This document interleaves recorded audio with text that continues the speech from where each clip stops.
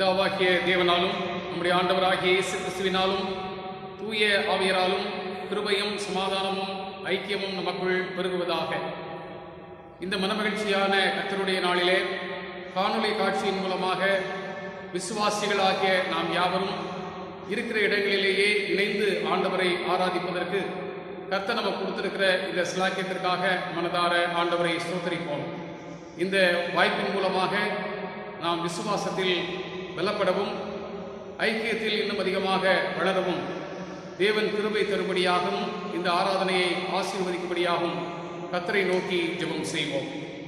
எல்லா ஆசீர்வாதங்களுக்கும் ஊற்றும் உறைவிடமாயிருக்கிற அன்பின் ஆண்டவரே, காலாகாலங்களில் நன்மையான ஈவுகளை தந்து எங்களை ஆசீர்வதிக்கிறவரே, இப்பொழுதும் இந்த நெருக்கடியான சூழ்நிலையிலும் உம்முடைய ஆலய பிரகாரங்களுக்கு வந்து மனமகிழ்ச்சியாக நாங்கள் உம்மை ஆராதிக்க இயலாத சூழ்நிலையில் இருக்கும்போது எங்களுடைய இல்லங்களில் இருந்த வண்ணமாகவே விசுவாசத்தில் ஐக்கியப்பட்டு நாங்கள் ஒருமித்து உம்முடைய நாமத்தை மகிமைப்படுத்தும்படியாக காணொலி காட்சியின் மூலமாக இந்த ஆராதனையில் பங்கு பெற ஆண்டவர் எங்களுக்கு கொடுத்திருக்கிற இந்த வாய்ப்புக்காக உள்ளத்தின் ஆழத்திலிருந்து துதிகளை தோத்திரங்களை ஏறெடுக்கிறோம்.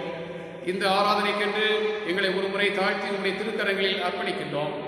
தேவரீருடைய அருள் பிரசன்னம் எல்லா இடங்களிலும் நிறைந்திருக்கிறது என்பதை உணர்ந்து நாங்கள் இருக்கின்ற இல்லங்களிலேயும் நீர் எங்களோடு கூட இருக்கிறீர் என்பதை உணர்ந்தவர்களாக இந்த ஆராதனையில் பங்கு பெற எங்கள் எல்லாரையும் நீர் ஆயத்தப்படுத்த வேண்டும் என்று பெற்றுகிறோம். நேசிக்கிற அன்பின் ஆண்டவர் இயேசு கிறிஸ்துவின் மூலமாய் எங்கள் ஜெபத்தை ஏற்றுக்கொள்ளும் அன்பு நிறைந்த பிதாவே, ஆமென். ஆராதனைக்கு ஆர்வமாக நாம் யாவரும் இணைந்து பாமாலைகளிலே 15வது பாமாலையை பாடுவோம். அலங்கார வாசலாலே கோவிலுக்குள் போகிறேன், தெய்வ வீட்டின் நன்மையாலே ஆத்துமத்தில் பூரிப்பேன், இங்கே தெய்வ சமூகம் மெய் வெளிச்சம் பாக்கியம் என்ற பாடலை பாடும்.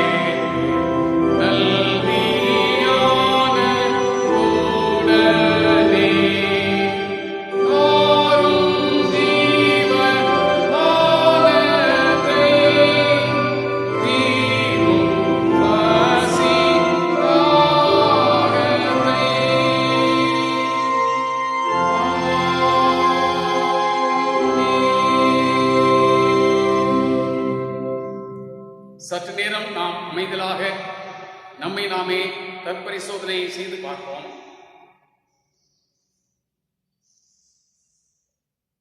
இருக்கிற இடங்களிலேயே ஆண்டவரை ஆராதிக்க நமக்கு கிருபை இழைத்த அன்பின் ஆண்டவர் எண்ணிலடங்காத நன்மைகளை நமக்கு தந்திருந்தும் அதை மறந்தவர்களாக நாம் செய்த எல்லா பாவங்களுக்காகவும் மிகுந்த மனத்தாழ்மையோடு ஆண்டவரிடத்திலே மன்னிப்பு கேட்க நாம் ஆயத்தமாவோம். தன் பாவங்களை மறைக்கிறவன் வாழ்வு அடைய மாட்டான், அவைகளை அறிக்கை செய்து விட்டுவிடுகிறவனோ இரக்கத்தை பெறுவான் என்று திருமறை சொல்கிறது. இதை உணர்ந்தவர்களாக நம்முடைய நினைவினாலே நாம் செய்த எல்லா பாவங்களையும் ஆண்டவர் மன்னிக்கும்படியாகவும், வார்த்தைகளினாலே நாம் கர்த்தருக்கு பிரியமில்லாத காரியங்களை பேசியிருப்போமானால், நம்முடைய சிந்தனைகளினாலே ஆண்டவருக்கு பிரியமில்லாத காரியங்களை சிந்தித்திருப்போமானால், அவைகள் எல்லாவற்றையும் ஆண்டவர் தயவாக பொறுத்து மன்னிக்கும்படியாக கேட்போம்.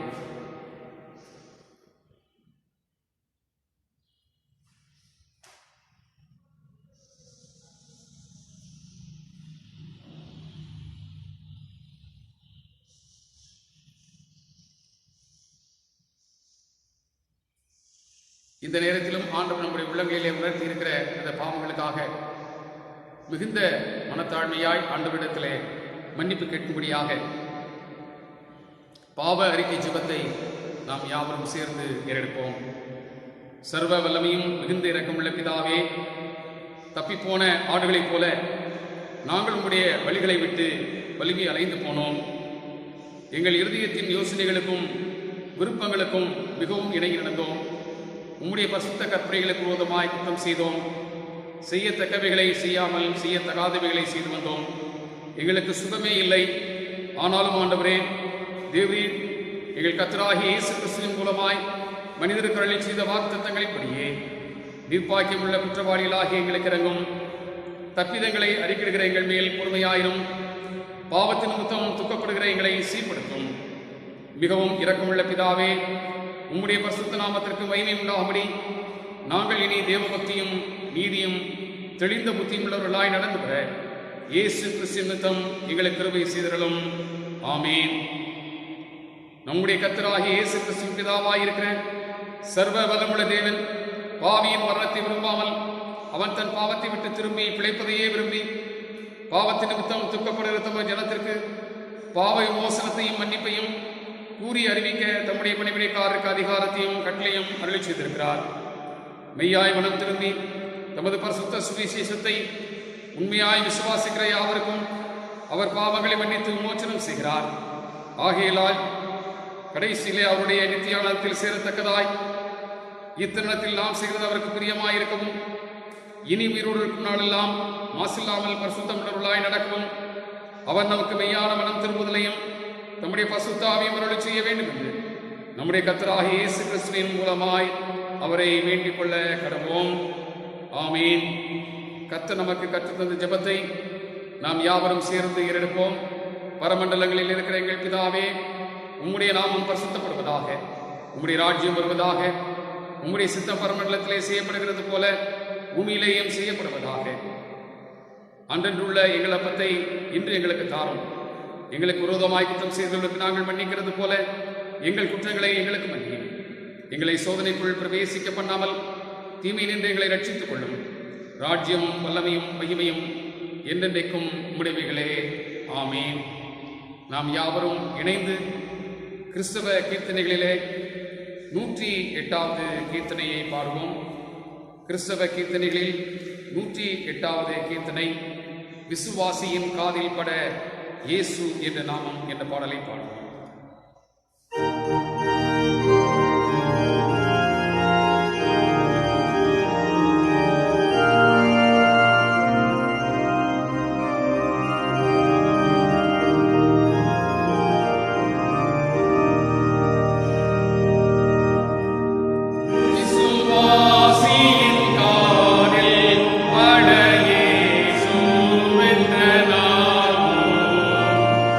Virum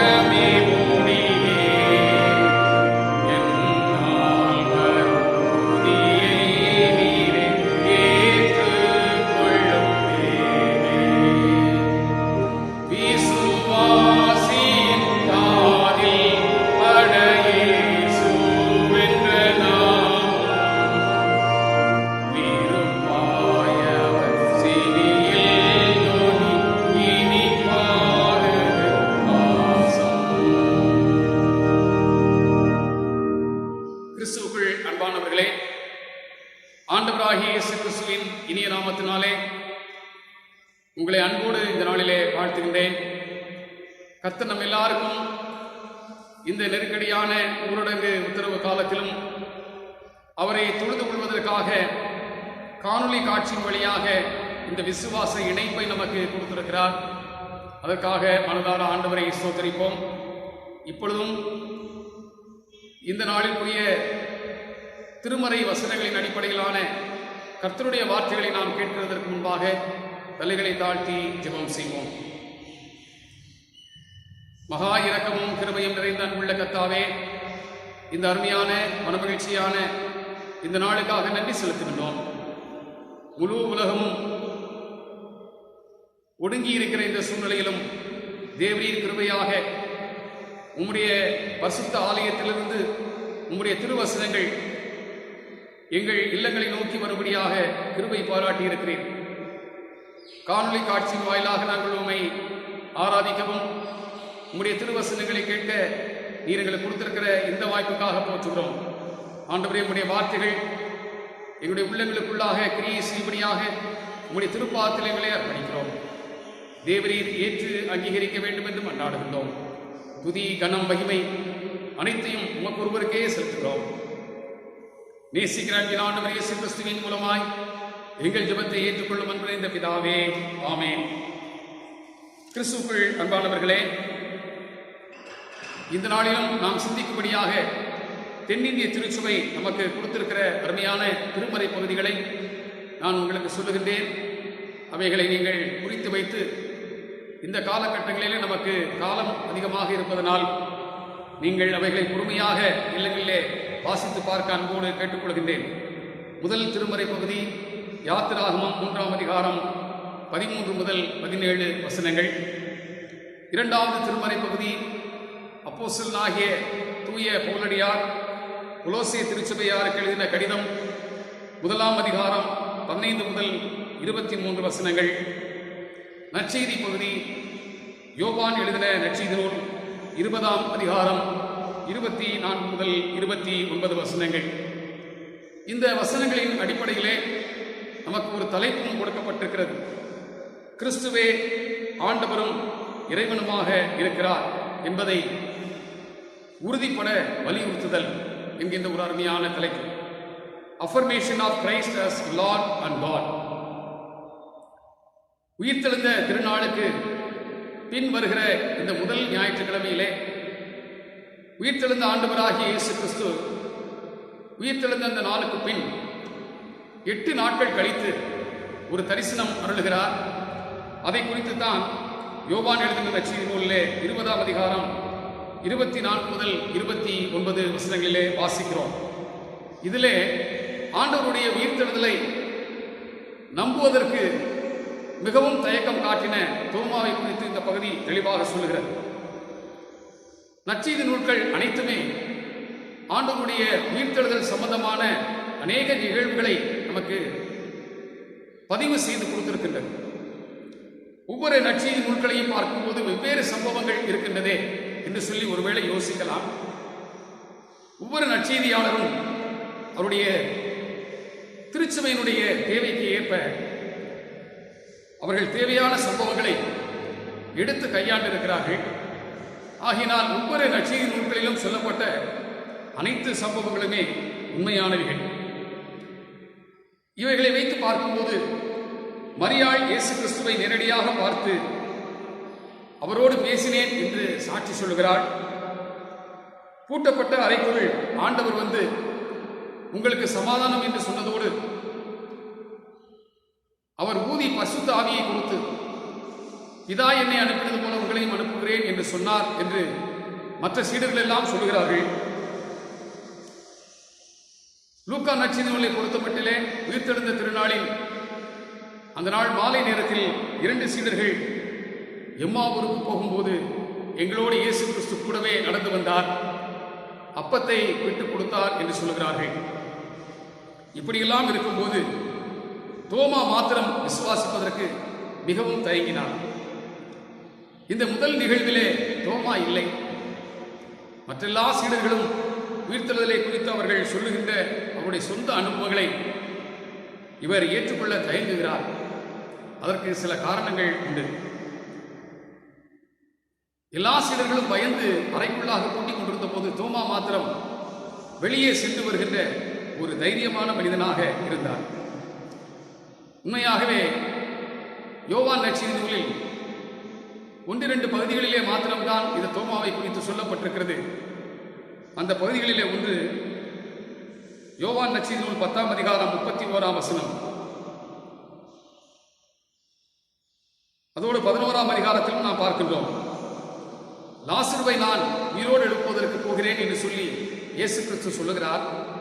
இந்த 10ஆம் அதிகாரம் 31ஆம் வசனத்தில் தான் அவரை ஏற்கனவே யூதேயாவில் இருக்கும்போது மக்கள் கல்லெறிய வந்தார்கள்.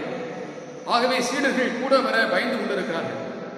ஆனால் தோமா மாத்திரம் சொல்லுகிறார், அவரோட கூட மறிக்கும்படி நாமும் போவோம் பாருங்கள் என்று தைரியமாக எல்லா சீடர்களையும் அழைக்கிறதை பார்க்கிறோம். ஒரு தைரியமான தோமாவை பார்க்கிறோம். அவர் இப்பொழுது சீடர்கள் எல்லாம் பயந்து கொண்டிருக்கும் போது வெளியே சென்று வருகிற அந்த சூழ்நிலையில் ஒரு முக்கியமான வதந்தி அவருடைய காதிலே விழுகிறது. அது என்னவென்றால் மத்தேயு 28:13-14 சொல்லப்பட்ட அந்த சம்பவம். அதிலே இயேசு கிறிஸ்துவினுடைய சீடர்கள் அவருடைய உடலை களவாக கொண்டு போய்விட்டார்கள் என்று சொல்லி காவல் காத்துக் கொண்டிருந்தவர்கள் கைக்கூலியை வாங்கிக் கொண்டு இந்த பொய்யான வதந்திகளை எல்லா இடங்களிலும் பரப்பி இருந்தார்கள். இப்படிப்பட்ட சூழ்நிலையில் தோமாவுக்கு இருந்த முதல் சவால், கிறிஸ்துவினுடைய உடல் களவாடப்பட்டிருக்கிறது என்று சொல்லுகிறார்களே, அதற்கு சீடர்கள் தான் காரணம் என்று குற்றமும் சொல்லுகிறார்கள். அப்படி இருக்கும்போது உயிர்த்தெழுந்த ஆண்டவரை குறித்து எல்லா இடத்திலும் நற்செய்தி அறிவிப்போமானால் அவருடைய உடல் எங்கே, உயிர்த்தெழுந்தவர் எங்கே என்று கேட்கும்போது என்ன சொல்வோம் என்று சொல்லி அவர் யோசிக்கிறார். இது ஒரு அறிவுபூர்வமான சிந்தனை. இந்த அறிவுபூர்வமான சிந்தனையை ஆண்டவர் ஒருபோதும் மறுக்கவில்லை, அதை தவிர்த்து விடவும் விரும்பவில்லை.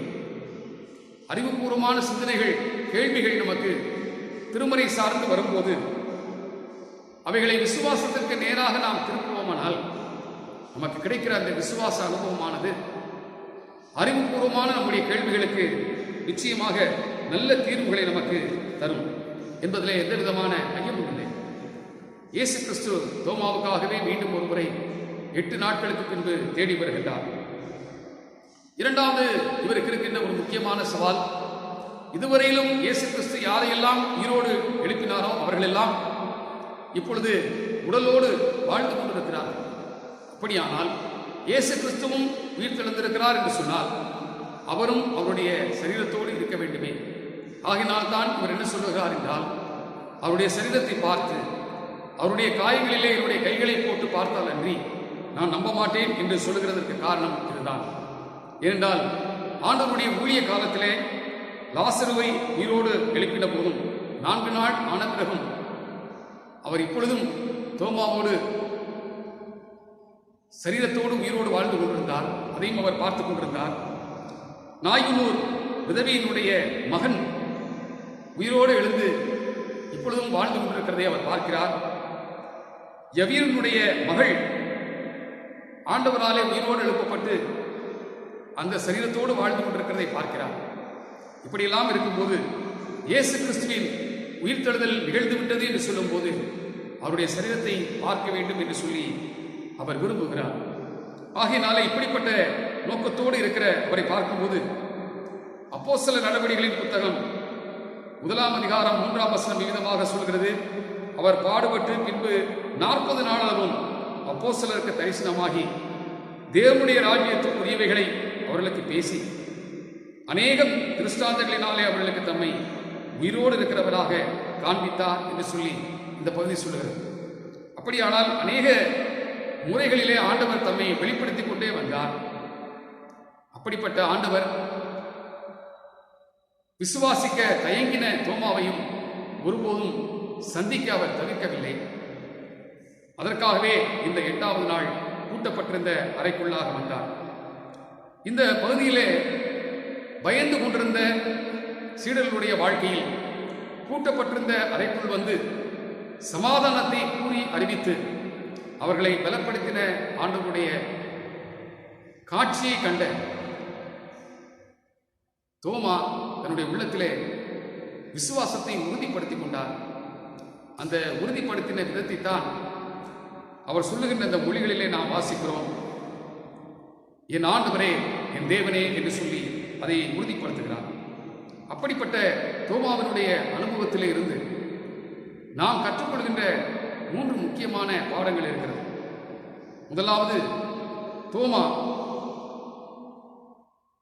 வாழ்வில் சந்தித்திருந்த அந்த சவால்கள் எல்லாவற்றையும் அதற்கு ஏற்ற ஒரு நல்ல தீர்வை காண்பதற்கு தன்னுடைய அணுகுமுறையை மாற்ற வேண்டியது இருந்தது. ஏனென்றால் அவர் வித்தியாசமான ஒரு அணுகுமுறையிலே இந்த உயிர்த்தெழுதலை குறித்து சிந்தித்துக் கொண்டிருந்தார். Thoma had to change the method of approach to find the solution for the problem of resurrection. உயிர்த்தெழுதல் தொடர்பான காரியங்களிலே தனக்கு இருக்கிற சந்தேகங்களிலே ஒரு சரியான வழிமுறையை காண வேண்டும் என்று அவர் சிந்திக்காமல் சற்று வித்தியாசமாக சிந்தித்தார். அதாவது தனக்கு இருக்கிற பிரச்சனைகளை மையமாக கொண்டே உயிர்த்தெழுதலை புரிந்து கொள்ள முயற்சித்தார். அதனாலே மீண்டும் மீண்டும் அது அவிசுவாசத்துக்குள் கொண்டு செல்கிறதாக இருந்தது. ஒருவேளை நாமும் கூட வாழ்வில் சந்திக்கிற அனுதின பிரச்சனைகளிலே அதற்கு சரியான தீர்வை காண வேண்டும் என்று விரும்பும் போதெல்லாம் பிரச்சனைகளை மையமாக வைத்தே நாம் தீர்வு காண முயற்சிக்கிறோம். அப்படி பிரச்சனைகளை மையமாக வைத்து நாம் தீர்வு காண முயற்சித்தோமானால் அது நமக்கு ஒரு சரியான தீர்வை வழங்க முடியாது. ஆனால் அதற்கு பதிலாக கர்த்தருடைய வார்த்தையை மையமாக வைத்து நாம் தீர்வு காண முயற்சிக்க வேண்டும். வேர்ட் சென்டர் அப்ரோச் என்று இதனை சொல்லலாம். கிறிஸ்துவனுடைய வார்த்தையை மையமாக வைத்து யோசிப்போம். ஆண்டவர் ஏற்கனவே இவர்களுக்கு சொல்லியிருந்த அந்த காரியங்கள் எல்லாவற்றையும் இவர்கள் சிந்தித்து பார்க்க தவறி போய்விட்டார். அதற்கு முன்னதாகவே இயேசு கிறிஸ்து மத்தேயு எழுதின நற்செய்தி நூல் 17ஆம் அதிகாரத்திலே நாம் வாசிக்கிறோம். மறுரூப மலைக்கு இவர்களை அழைத்து சென்றார். அங்கே மறுரூபமான போது ஆண்டவர் சொன்னார், இந்த காட்சிகளை எல்லாம் நான் உயிர்த்தெழும் வரையிலும் யாரிடத்திலும் சொல்ல வேண்டாம் என்று சொன்னார். அப்படியானால் உயிர்த்தெழுந்த ஆண்டவர் எப்படி இருப்பார் என்பதை சீடர்களுக்கு அன்றைக்கே காண்பித்தார். ஆனாலும் அவர்கள் அதை குறித்து இந்த குறிப்பிட்ட சந்தர்ப்பத்திலே உணராமல் இருந்து விட்டார்கள். தோமாவும் அதை குறித்து சிந்திக்கவில்லை. அவருடைய வார்த்தைகளின் அடிப்படையிலே ஒருவேளை சிந்தித்திருந்தால் கிறிஸ்துவை காணாமலே விசுவாசத்துக்குள்ளாக கடந்து வந்திருக்கிற ஒரு அனுபவம் இவருக்கு நிகழ்ந்திருக்கும். ஆகையினாலே பிரச்சனைகளை மையமாக வைத்து சிந்திக்கின்ற அந்த மனப்போங்கிலே இருந்து தன்னுடைய அணுகுமுறையை இவர் மாற்ற வேண்டியது. இன்றைக்கும் கிறிஸ்துவுக்குள் அன்பானவர்களே, நாம் சந்தித்துக் கொண்டிருக்கிற இந்த நெருக்கடியான சூழ்நிலையிலே நாம் ஏன் இந்த பிரச்சனைகள் வருகிறது என்று சொல்லி பிரச்சனைகளை மையமாக வைத்து இதற்கு தீர்வு காண அநேகர் முயற்சிக்கிறதையும் அது தொடர்பான தங்களுடைய கருத்துக்களை வெளியிடுகிறதையும் நாம் சமூக வலைதளங்களிலே பார்க்கிறோம். ஆனால் வார்த்தையை மையமாக வைத்து சிந்திக்க அநேக நேரங்களிலே நாம் தவறி போகிறோம். கர்த்தருடைய வார்த்தையை மையமாக வைத்து சிந்தித்தால் மட்டுமே வாழ்வின் சிக்கல்களுக்கு சரியான தீர்வை நாம் காண முடியும். இரண்டாவதாக இந்த பகுதியின் வழியாக நாம் கற்றுக்கொள்கிற காரியம், தோமா ஆண்டவராகிய இயேசு கிறிஸ்துவின் உயிர்த்தெழுதலை சரியான விதத்தில் புரிந்து கொள்ளும்படியாக எதிர்பார்க்கப்பட்டார். Thomas was expected to have a clear understanding of the resurrection of Jesus Christ. உயிர்த்தெழுந்த ஆண்டவருடைய இந்த உயிர்த்தெழுதலை குறித்து சரியான விதத்திலே புரிந்து கொள்வதற்கு இவர் தன்னுடைய முன் நிகழ்வுகளை ஒப்பிட்டு பார்க்கின்றார். முன் நிகழ்வுகளிலே அநேக உயிரோடு எழுப்பப்பட்டார்கள். ஆனால் அவர்களோடு இதை ஒத்து பார்க்கின்ற போது மனிதர்களுடைய உயிர்த்தெழுதலுக்கும் இதற்கும் சற்று பெரிய வித்தியாசம் இருக்கிறதை இவர் கவனிக்க தவறிவிட்டார். ஏற்கனவே உயிரோடு எழுப்பப்பட்டவர்கள் எல்லாருமே அவர்கள் போன அந்த நித்திய வாழ்க்கையில இருந்து மீண்டுமாக இந்த அனித்திய வாழ்க்கைக்குள்ளாக வந்து அவர்களுக்கு இருந்த அந்த சரீரத்தோடே அவர்கள் ஆள ஆரம்பித்தார்கள். ஆனால் இயேசு கிறிஸ்துவோ அப்படி அல்ல. அவருடைய சரீரமானது மறுரூபம் ஆக்கப்பட்டது. மறுரூபம் ஆக்கப்பட்டது என்பதை ஒருவேளை நாம் புரிந்து கொள்ள முடியாமல் இருக்கலாம். இதற்குத்தான் அப்போஸ்தலனாகிய பரிசுத்த பவுல் 1 கொரிந்தியர் 15ஆம் அதிகாரத்திலே மிக தெளிவாக சொல்லுகிறார், மண்ணுக்குரிய சரீரங்கள் வேறு, விண்ணுக்குரிய சரீரங்கள் வேறு. ஏனென்றால் விண்ணுக்குரிய சரீரம் என்பது அந்த சரீரத்தோடு கூட கூட்டப்பட்ட அறைக்குள் நுழையலாம். காலத்தாலும் இடத்தாலும் கட்டுப்படுத்த முடியாத ஒரு நிலையில் நாம் வாழலாம். எந்த நேரத்திலும் எந்த இடத்திற்கு வேண்டுமானாலும் செல்லலாம். அப்படிப்பட்ட ஒரு தெளிவான ஆற்றல் நிறைந்த ஒரு சரீரமாக அந்த உயிர்த்தெழுந்த சரீரம் இருக்கும் என்பதையும் இவர் சிந்தித்து பார்க்க தவறிவிட்டார். இப்பொழுது ஆண்டவரை பார்க்கும்போது அது தோமாவுக்கு மிக தெளிவாக தெரிகிறது. இப்பொழுதுதான் அந்த மறுரூப மலையினுடைய காட்சியை சிந்தித்து பார்க்கும்போது அவருக்கு இன்னும் தெளிவாக ஆண்டவரே, என் தேவனே என்று சொல்லி முழுமையாக தன்னை அர்ப்பணிக்கக்கூடிய ஒரு கிருபை இவருக்கு கிடைக்கிறது. ஏனென்றால் அனித்தியமான இந்த உலக வாழ்க்கையிலிருந்து நித்தியத்துக்குள்ளாக மரணத்தின் வழியாக சென்றவர்கள் மீண்டுமாக இந்த உலக வாழ்க்கைக்குள் வரும்போது அவர்கள் ஏற்கனவே கொடுக்கப்பட்ட அந்த சரீரத்தோடு வந்திருக்கிறார்கள். ஆகையினால் காலத்திற்கும் இடத்திற்கும் கட்டுப்பட்டவர்களாக அவர்கள் வாழ்கிறார்கள். ஆனால் ஆண்டவராகிய இயேசு கிறிஸ்துவோ வானத்திலும் பூமியிலும் சகல அதிகாரம் எனக்கு கொடுக்கப்பட்டிருக்கிறது என்று சொல்லி ஆற்றல் நிறைந்தவராக உயிர்த்தெழுந்திருக்கிறார். அந்த உயிர்த்தெழுதலை இப்பொழுது தோமாவினாலே மற்ற சீடர்களைப் போல உறுதியாக நம்ப முடியாமல் இருந்ததற்கு காரணம் இந்த விசுவாச அனுபவம் கிடைத்த பின்புதான் நான் உலகத்திலே நான் பார்க்கிற இந்த பிரச்சனைகள் எல்லாவற்றுக்கும் ஒரு சிறந்த தீர்வாக என் விசுவாச அனுபவத்தை நான் வெளிப்படுத்த வேண்டும் என்று சொல்லி விரும்பினார். மற்றவர்களுக்கு கிடைத்த அந்த அனுபவத்தின் மீது தன்னுடைய விசுவாசத்தை கட்டி அமைக்க தோமா ஒருபோதும் விரும்பவில்லை. சீடர்களுக்கு கிடைத்த அனுபவம், எம்மாவூர் சீடர்களோடு ஆண்டவர் நடந்து சென்ற அனுபவம், மரியாளுக்கு கிடைத்த அனுபவம், இவைகளின் மீது தன்னுடைய விசுவாசத்தை கட்டி எழுப்ப விரும்பாமல் நேரடியாகவே ஆண்டவரை பார்க்க வேண்டும் என்று அவர் விரும்பினார். அந்த விருப்பம் தவறானதல்ல. அதற்கான ஒரு சந்தர்ப்பமும் கர்த்தராலே அவருக்கு வழங்கப்பட்டது. 8ஆம் நாளிலே இயேசு கிறிஸ்து மீண்டுமாக கூட்டப்பட்ட அறைக்குள்ளாக வந்து அவரோடு கூட பேசினார். இந்த சம்பவத்தில் தான் சரியான விதத்தில் ஆண்டவருடைய உயிர்த்தெழுதலை புரிந்து கொள்ளக்கூடிய ஒரு வாய்ப்பு தோமாவுக்கு கிடைத்தது. மனிதர்களுடைய உயிர்த்தெழுதலுக்கும் ஆண்டவருடைய உயிர்த்தெழுதலுக்கும் பெருத்த வித்தியாசம் இருக்கிறது. என்றால் ஆண்டவர் மீண்டும் இந்த உலகத்திற்குரிய உடலோடு அவர் வரவில்லை, விண்ணுக்குரிய சரீரத்தோடு வந்திருக்கிறார். ஆனால் அவருடைய உயிர்த்தெழுதல் உண்மையானது, உறுதியானது. அந்த ஆற்றல் நிச்சயமாகவே இன்றைக்கும் மனிதர்களாலே தன்னுடைய நடைமுறை வாழ்க்கையில் உணரக்கூடியது என்பதையும் தோமா மிக தெளிவாக புரிந்து வைத்திருந்தார். மூன்றாவதாக இந்த பகுதியிலே நாம் பார்க்கின்றோம், உயிர்த்தெழுந்த கிறிஸ்துவையும் அவர் சரியாக புரிந்து கொள்ள வேண்டும் என்று சொல்லி எதிர்பார்க்கப்பட்டார். Thomas was expected to understand the resurrected Jesus in the right way. இதில் நீங்கள் கவனிக்கும் போது உயிர்த்தெழுந்த கிறிஸ்து யார்? அப்போஸ்தலனாகிய பரிசுத்த பவுல் சொல்கிறார், நான் ஆராதிக்கிற தேவன் இன்னார் என்று நான் அறிந்திருக்கிறேன் என்று சொல்லும்போது கிறிஸ்து யார் என்பதை நான் தெளிவாகவே புரிந்து வைத்திருக்கிறேன் என்று சொன்னார். அவனமாகவே இப்பொழுது தோமாவுக்கு தெளிவாக புரிகிறது, இவர் என் ஆண்டவர், என் தேவன். ஆகவே அனுதின வாழ்விலே ஆண்டவராகவும் தேவனாகவும் இவரை காணக்கூடிய இந்த பாக்கியம், உணரக்கூடிய ஒரு பாக்கியம் தோமாவுக்கு கிடைத்ததற்கு காரணம் இந்த 2 வார்த்தைகளையும் நாம் சரியாக புரிந்து கொண்டோமானால் நமக்கும் இந்த சத்தியம் தெளிவாக உணர்ந்து கொள்ளக்கூடியதாக இருக்கும். ஆண்டவரே என்ற வார்த்தை கிரேக்கத்திலே கூரியோஸ் என்கின்ற அருமையான ஒரு வார்த்தை, தேவனே என்பது தியோஸ் என்கின்ற ஒரு அருமையான வார்த்தை. இந்த இரண்டுக்கும் வித்தியாசத்தை நாம் காண வேண்டும் என்றால், நமக்கு கொடுக்கப்பட்டிருக்கிற அந்த திருமறை பகுதிகளிலே முதல் திருமறை பகுதி யாத்திராகமம் 3ஆம் அதிகாரத்தை பார்க்கும்போது, மோசேக்கு வெளிப்படுத்தின ஆண்டவர் தன்னுடைய நாமத்தை குறித்து சொல்லும்போது, நான் இருக்கிறவராகவே இருக்கிறேன் என்று சொன்னார். ஐ ஆம் ஆஸ் ஐ ஆம். ஆகையினாலே எல்லாவற்றையும் கடந்த தேவனாக, ஆதி அந்தம் இல்லாதவராக, நான் எப்பொழுதும் இருக்கிறவராகவே இருக்கிறேன் என்று சொல்லி சொன்னாரே, அந்த இறைவனாகவும் இன்றைக்கு கிறிஸ்துவை இவர் பார்க்கிறார். அதே நேரத்தில் அனுதின வாழ்வில் நம்மை வழிநடத்தி கொண்டிருக்கின்ற ஒரு எஜமானாகவும் பார்க்கிறார். என்றால் ஆண்டவர் என்கிற வார்த்தை எஜமான்களுக்கும் தொடர்புடைய ஒரு வார்த்தையாக இருக்கும். அப்போ வாழ்வின் எஜமானாக இருந்து வாழ்வையும் ஊழியத்தையும் நடத்தக்கூடியவராக இருக்கிறார்.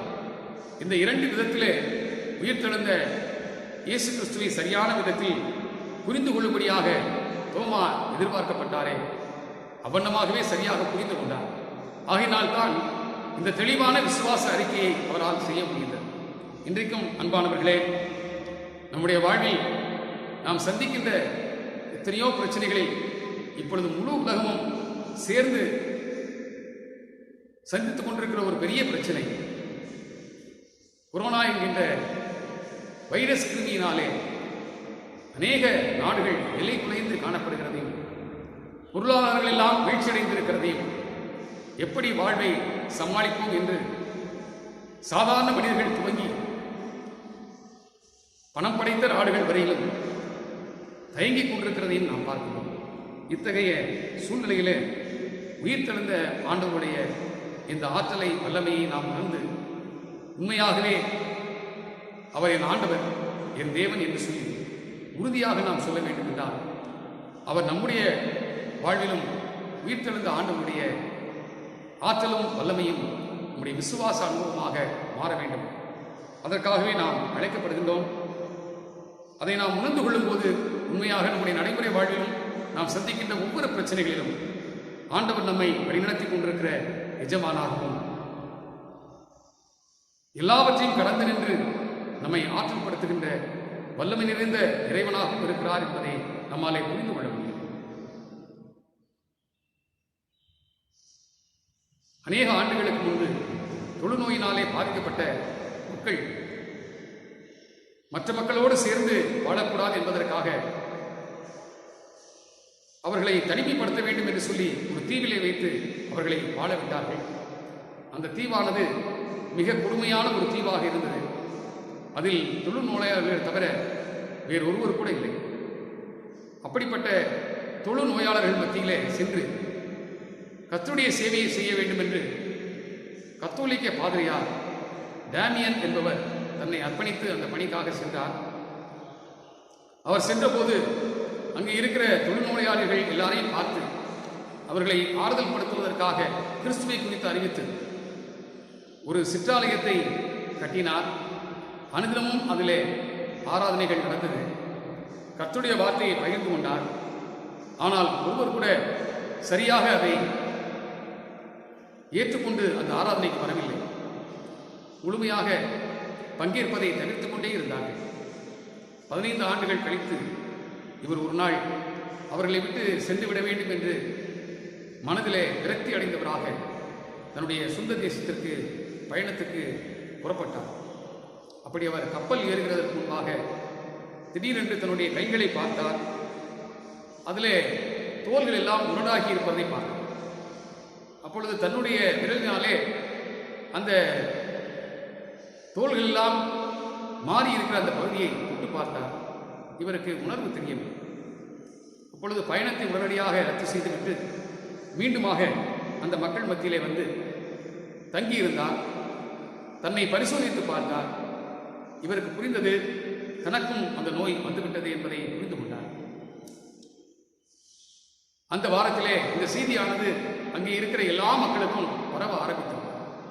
நமக்கு மருத்துவ சேவை செய்யும்படியாக வந்த மருத்துவர் டேமியன் அவர்களுக்கும் நம்மைப் போலவே தொழுநோய் வந்துவிட்டது என்று சொல்லி எல்லாரும் அறிந்து கொண்டார். ஞாயிற்றுக்கிழமை வந்தது. ஆராதனையிலே கர்த்தருடைய வார்த்தையை பகிர்ந்து கொள்ளும்படியாக மிகுந்த ஆர்வத்தோடு டேமியன் அவர்கள் வந்தார். ஆலயம் நிரம்பி வழிந்தது. அநேகர் வந்திருந்தார்கள். காரணம் என்னவென்றால், இந்த நோய் இவரை தாக்கின பின்பு இவர் என்ன பேசப் போகிறார் என்பதை கேட்பதற்காக எல்லாரும் வந்தார்கள். அப்பொழுது ஃபாதர் டேமியன் அவர்களை பார்த்து சொன்னார், இதுவரையிலும் நான் உங்களை விட்ட வித்தியாசமானவனாக இருக்கிறேன் என்று சொல்லி நான் நினைத்துக் கொண்டிருந்தேன். ஆனால் சமீபத்தில் தான் தெரிந்தது, நான் உங்களில் ஒருவனாக மாறிவிட்டேன் என்று சொல்லி அன்றைக்கு சொன்னபோது எல்லாரும் அதை குறித்து ஆச்சரியப்பட்டதோடு மாத்திரமல்ல, அவர் மீது மிகுந்த அன்பு செலுத்த ஆரம்பித்தார்கள். ஏனென்றால் இதுவரையிலும் கர்த்தருடைய வார்த்தையை மட்டும் சொல்லிக் கொண்டிருந்தால் நம்முடைய பாடுகளை, நம்முடைய வேதனையை அவர் உணர்ந்தாரா என்பது தெரியவில்லை. ஆனால் இன்றைக்கு அதே நோய் அவரை தாக்கினதினாலே நம்முடைய பாடுகளிலே நம்மோடு கூட பங்காளியாக அவர் மாறிவிட்டார், நம்மில் ஒருவராகவே இருக்கிறார் என்று சொல்லி அவர்கள் புரிந்து கொண்டார்கள். அந்த உயிர்த்தெழுந்த ஆண்டவருடைய வல்லமை அன்பின் வழியாக இவ்வளவு நாள் சென்று கொண்டிருந்தாலும் அந்த அன்பை அவர்களால் உணர முடியவில்லை.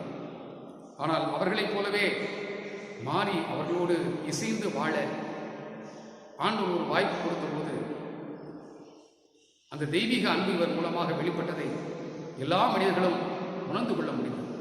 அதுபோலவே இன்றைக்கும் நாம் கிறிஸ்தவர்களாக அநேக கிறிஸ்துவ அறியாத மக்கள் மத்தியிலே வாழ்ந்து கொண்டிருந்தாலும், அநேக வருடங்களாக வாழ்ந்து கொண்டிருந்தாலும் நம் மூலமாக ஏன் அவர்கள் இன்னும் கிறிஸ்துவை அறிந்து கொள்ள முடியவில்லை என்றால், தோமாவை போல உயிர்த்தெழுந்த ஆண்டவருடைய ஆற்றலை, வல்லமையை நம்முடைய விசுவாச அனுபவமாக நாம் இன்னும் மாற்றிக்கொள்ள வேண்டும்.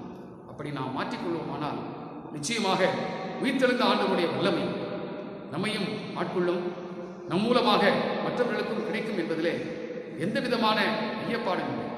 அப்படி வரும்போது அந்த அன்பை அவர்கள் உணர்ந்து கொள்வார்கள், ஆற்றலை உணர்ந்து கொள்வார்கள், ஆண்டவருக்கு அர்ப்பணித்தவர்களாகவே வாழ முன்வருவார்கள். தோமாவுக்கு கிடைத்த அதே அனுபவம் நமக்கும் கிடைக்கும்படியாக வார்த்தைகளுக்கு நம்மை பரிபூர்ணமாக அர்ப்பணிக்க அழைக்கப்படுகிறோம். அப்படி அர்ப்பணிக்கும் போது தேவன் தாமே நமக்கும் அப்படிப்பட்ட சந்தர்ப்பங்களை தந்து நம்மை ஆசீர்வதித்து நம்மை வழிநடத்துவாராக.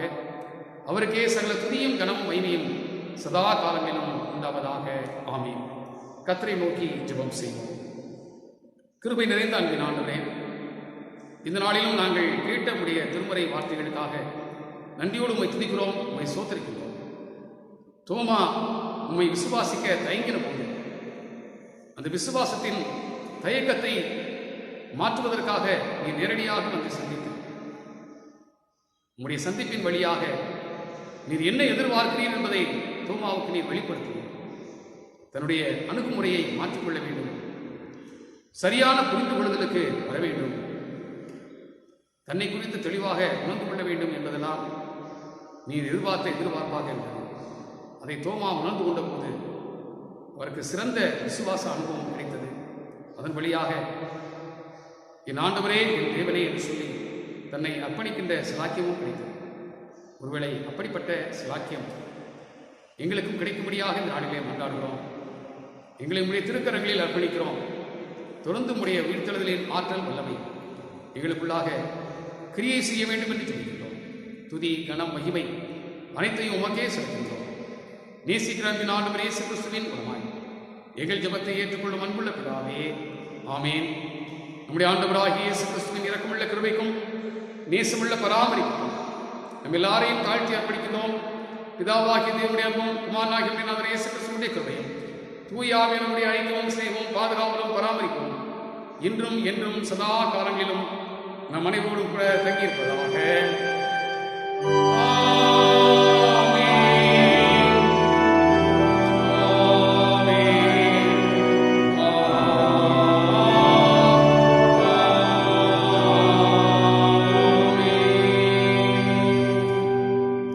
நிறைவு பாடலாக நாம் யாவரும் இணைந்து கிறிஸ்தவ கீர்த்தனைகளில் 208வது பாடல், ஏற்றுக்கொண்டருளுமே தேவா இப்போது ஏழையின் ஜெபத்தை இயேசுவின் மூலம் என்கிற பாடலை